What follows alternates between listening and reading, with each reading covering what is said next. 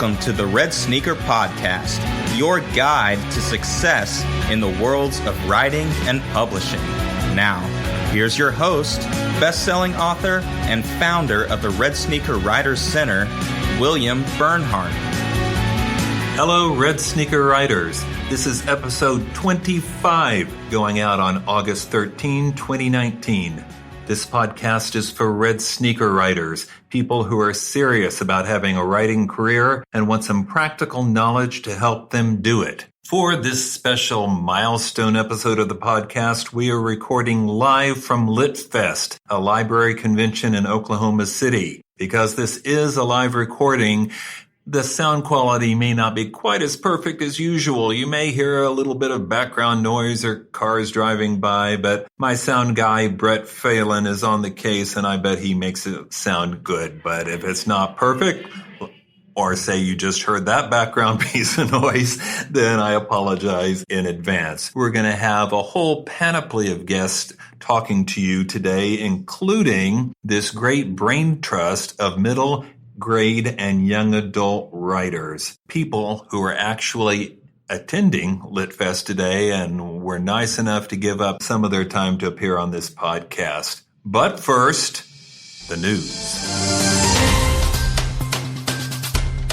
I'm going to abbreviate the news section this time out to save more time to talk to some of the wonderful people today at Litfest. But there are a few items I just couldn't pass until next time. Now, on the last podcast, we talked about Dean Koontz signing a contract with Amazon Publishing. Not self-publishing, but signing a contract with the traditional publisher, which is Amazon Publishing.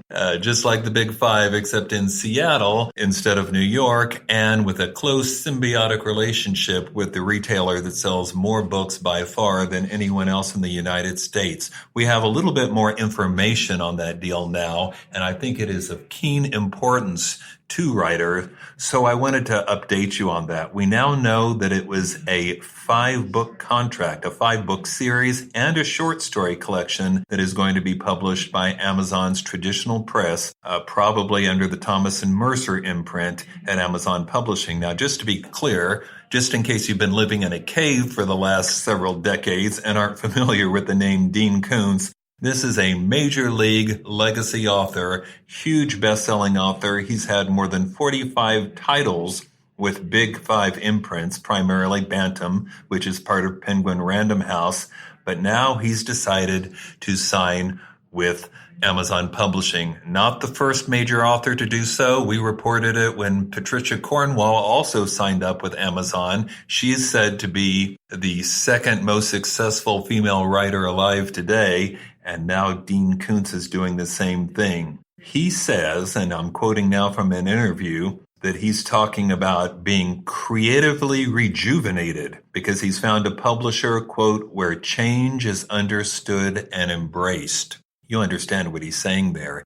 He doesn't want to be with the old school Big Five traditional publishers. He wants to be at the agent of change, which I think is a fair thing to point out. There's a reason why Amazon has become the titan it is today, not just in the book world, but across the board. They are America's #1 retailer now, bigger than Walmart, and that is because they innovated rather than imitated. Anyway, Koontz says that he's being provided with, quote, a marketing and publicity plan smarter and more ambitious than anything I'd ever seen before, end quote. That's impressive. Now ask yourself, if Amazon could attract Patricia Cornwall and Dean Koontz, who's next? And how much longer are the Big Five going to continue to be the Big Five? Mike Shitskin said in his excellent blog, which I major league recommend. Anyway, commenting on this story, he said, quote, if this is a sign of things to come, and it is hard to see why it wouldn't be, some profound changes might be just around the corner. I think Mike is right.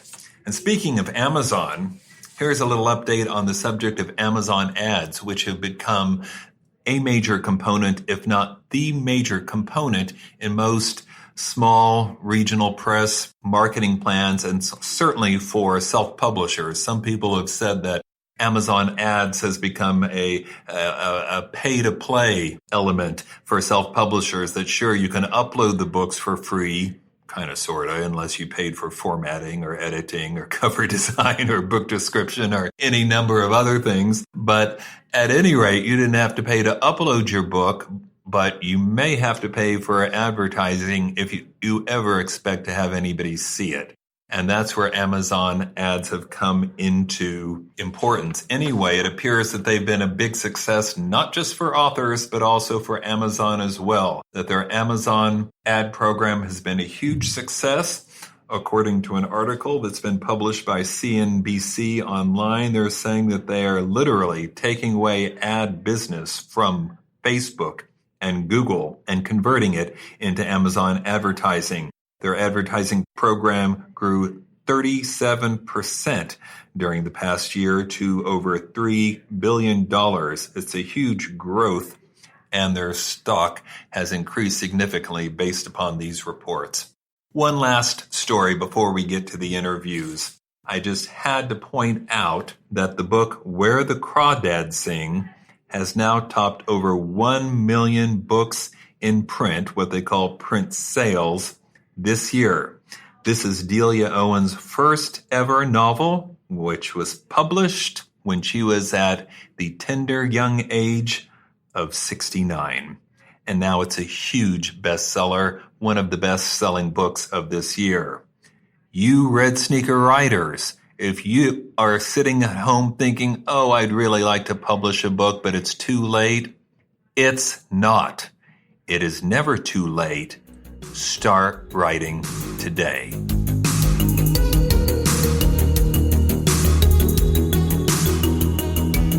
For our writing tips section today, I'm going to talk to Staci Mauney, an inspirational writer who is also here at Litfest with me today. Staci, am I right? You started this whole endeavor that now adds up to 4 books, but you started it with a blog. Is that right? That's correct, yes.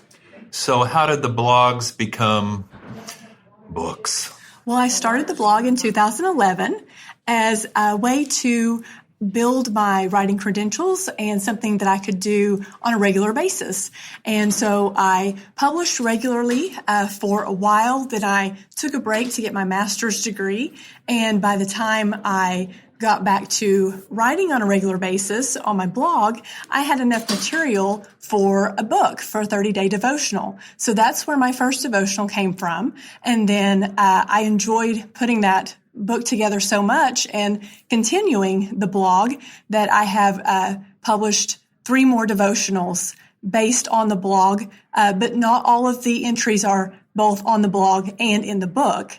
I have entries that are just for the devotional books. You know, I always tell people to write every day, which isn't always possible, but write regularly. And it looks like you used the blog to sort of develop that writing habit, which is so important to writers. Am I right about that? Yes, that's correct. And by giving myself a deadline to publish once a week, that really helped keep me on track and made sure that I did write on a regular basis. You had done some short stories and things beforehand, right? But yes. But now you got 4 books. Am I right about that? Yes, that's correct. Inspirational, devotional. Yes. I mean, how do you keep being inspirational? I would run out of inspiration after a chapter. Well, if you look around, there's inspiration everywhere. And my dog is a great source of inspiration for me. We have all kinds of adventures together, and I write about her and the lessons I learned from her a lot. Oh, fantastic. Yes. Are you still doing the blog? I am, yes. So will there be more books in this series? Yes, that's the plan. I got to ask, why inspirational work? Why devotionals? What drew you to that area? That was something that I felt I should do because as a Christian, I wanted a way to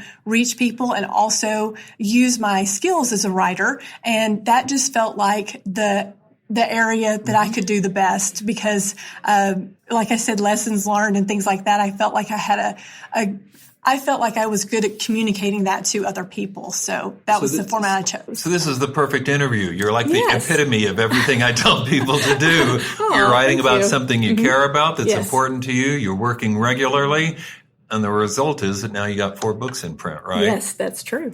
Thanks for being on the podcast. Thank you so much. Sarah, thanks for being on the podcast. And thank you for inviting me to Litfest. You're welcome. We're glad to have you. So tell everybody, what is Litfest? So Litfest is this kind of like a con that we put together at the library where we are essentially wanting anybody that's interested in any kind of writing to come out, grow their crafts, network, just learn whatever they're trying to learn and, reach out to community resources in ways that they wouldn't have access to them otherwise.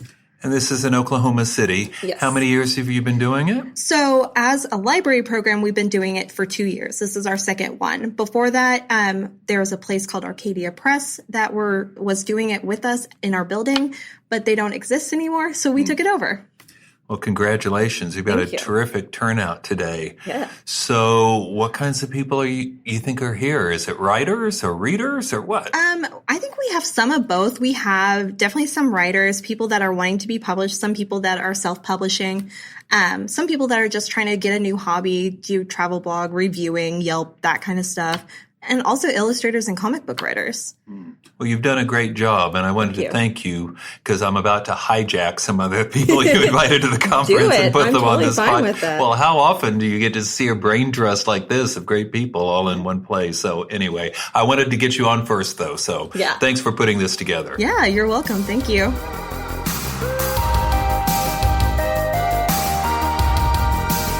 Litfest has all kinds of authors and editors and publishing personnel this year, but I've rarely had anybody who writes for young people on the podcast, so I thought it might be a fun change of pace to assemble a brain trust of successful authors writing for young people, for middle grade and young adults.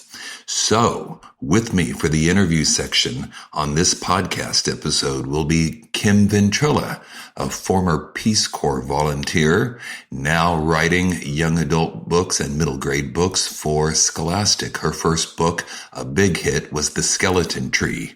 We also have Wendy Spinale, a former Disneyland character actor, as you're about to hear, and more relevant for this podcast, the author of the Everland series.